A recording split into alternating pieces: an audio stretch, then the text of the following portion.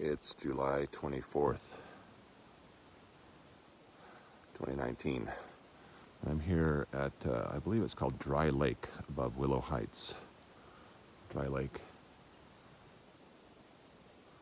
Looks like a dry lake. About another 15-minute hike past the Willow Heights Lake place.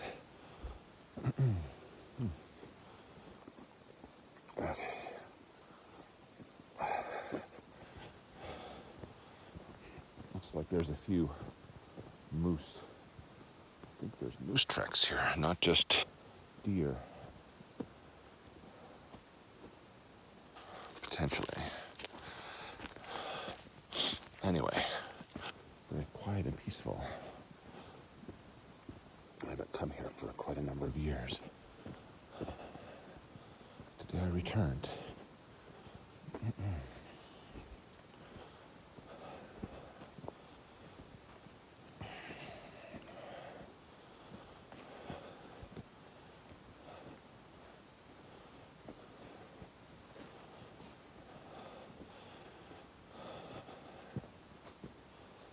Anyway, yesterday, I was listening to a bit of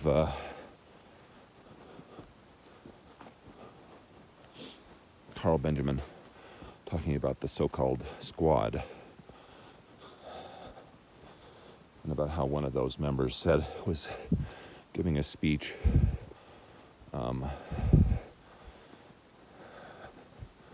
associated with a website that I used to check out when I was still a leftist called Daily Kos. Kos.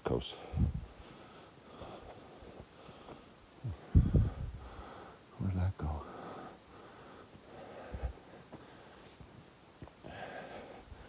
Anyway, this member of the squad was basically saying that if you have brown skin, but you're not willing to be a representative of the so-called lived experience of the brownies, then we don't want you. And I thought, what? That is so racist.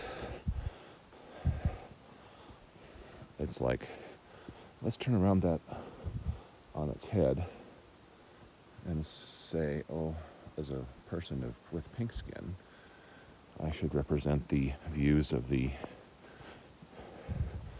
people with pink skin. How about I represent the lived experience of someone who used to be a leftist and who then red-pilled out? How about the lived experience of even people with brown skin or people with female chromosomes? I wonder where this trail goes.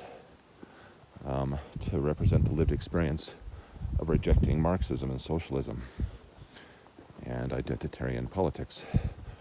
Now, admittedly, people do have in-group and out-group preferences. Those nice flowers. Indian paintbrush. And some other stuff. More Indian paintbrush.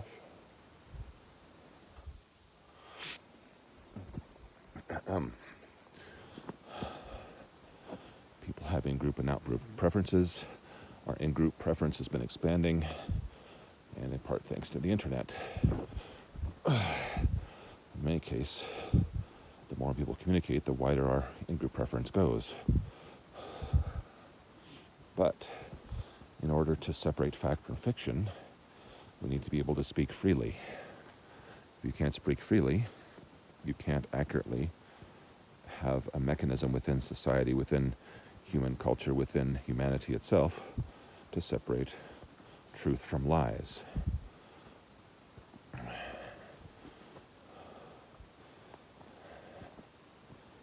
All right. So the incredibly racist squad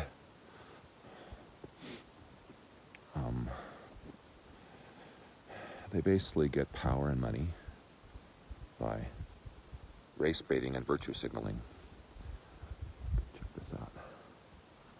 Snow over there. I bet some of that snow never melts. De facto glacier. Let's see if I can get it from this direction. The front-facing camera is a little bit less accurate with the contrast situation.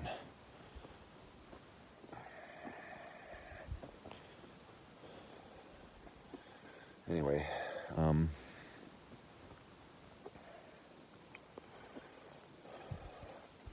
race-baiting, America-hating virtue signalers who get money from virtue signaling. And virtue signaling the bad way. You can virtue signal about virtue when it's actually virtuous. That's somewhat useful, yes. But you can also virtue signal with regard to lies and Ponzi schemes. Advocating lies and Ponzi schemes as ways of getting power.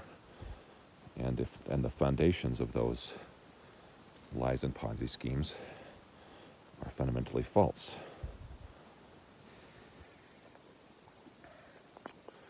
So in schools, hordes of black children and other people with higher melanin melanin content in their skin are basically taught lies with regard to American history.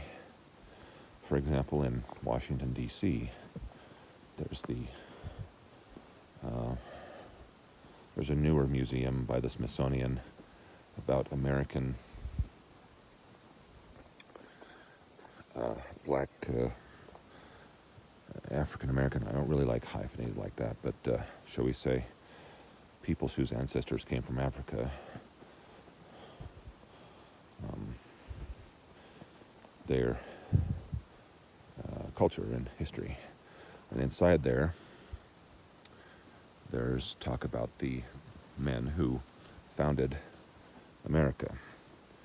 Now, within that museum, they start at 1400 and then they end with the pinnacle of their view of black culture being the election of President Obama, who, by the way, was half black and half so-called white or pink skin. I think my skin is pink. Anyway, half pink skin. But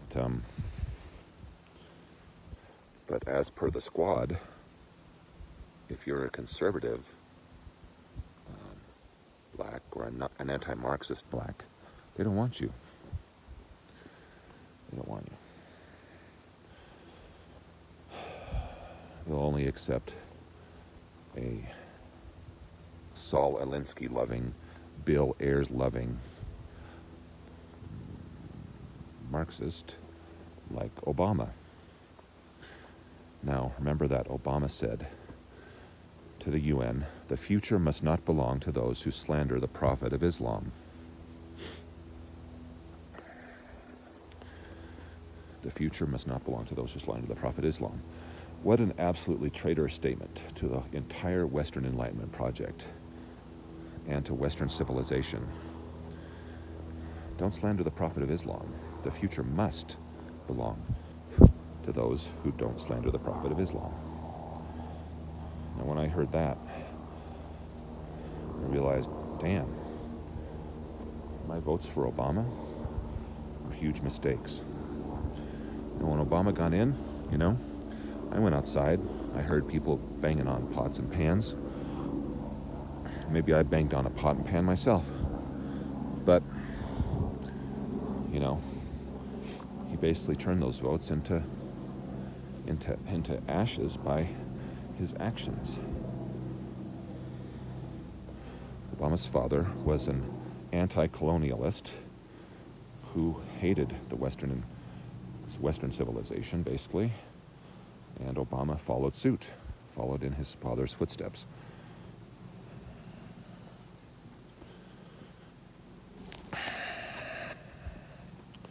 So, humans are very complex animals, creating schemes, lies, systems of lies, sets of lies, as a means of acquiring resources. Climate hysteria is one such Ponzi scheme. Anti-population, anti-human Overpopulation hysteria is another Ponzi scheme. The LGBTQPZ project and celebrations thereof, another anti-life Ponzi scheme. Just think about it. What type of animal has this situation going on where there's celebration with regard to a lack of natural continuance? What's up with that? This trail's a little steep through here. A lack of natural continuance.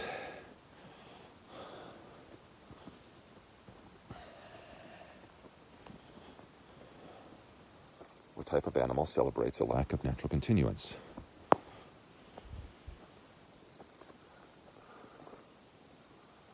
Don't get sucked into the Bagemihl fallacy. The reason that non-human animals engage in humping of same-sex animals is simply because of the incredibly strong drive of sex in the first place within sexual animals. It's an outlier effect, a side effect.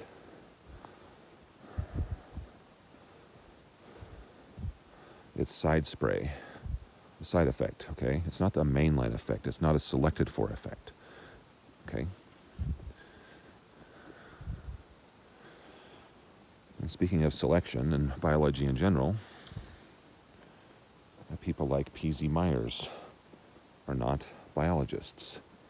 They are social activists for leftism and Marxism, okay? They use their academic credentials simply as a means of propagating their a Marxist, denialist, social constructivist, postmodernist agenda. And that's it. Okay? So.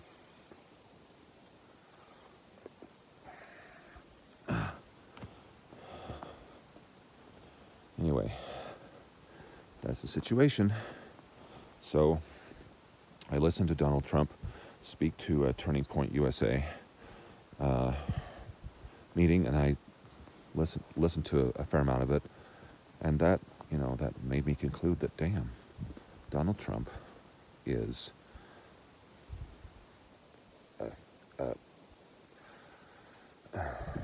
he's an excellent moral man, okay?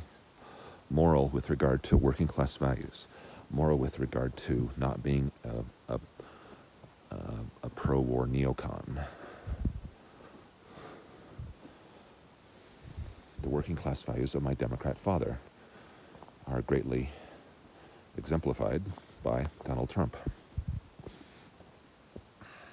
So, how's my lived experience? Do you want my lived experience? The squad? My lived experience as a lifelong Democrat who now was happy to vote for Trump and will happily vote for him again. My lived experience as a former leftist. My lived experience as a former socialist.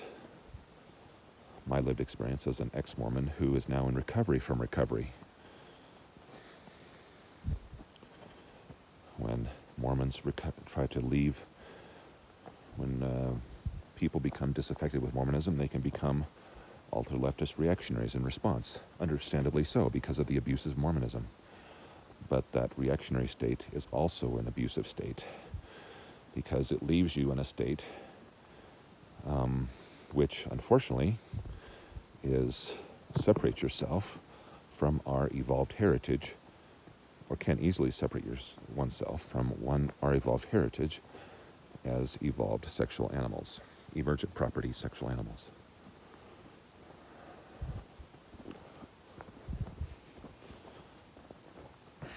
Okay, so that's my assessment of the situation.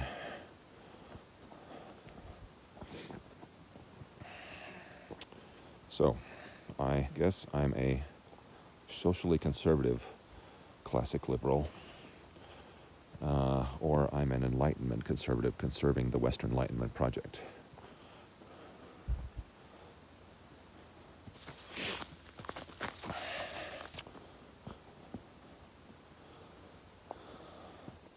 And conserve the Christian meme set project also. Superior to Judaism, because Christians don't advocate for child abuse, circumcision activities. Superior to Islam, because there's less abusively amplified outgroup morality with Christianity versus Islam. So, I'm a pro-Christian meme set atheist.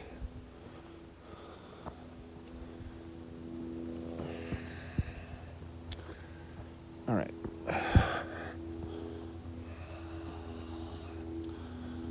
So anyway, alrighty.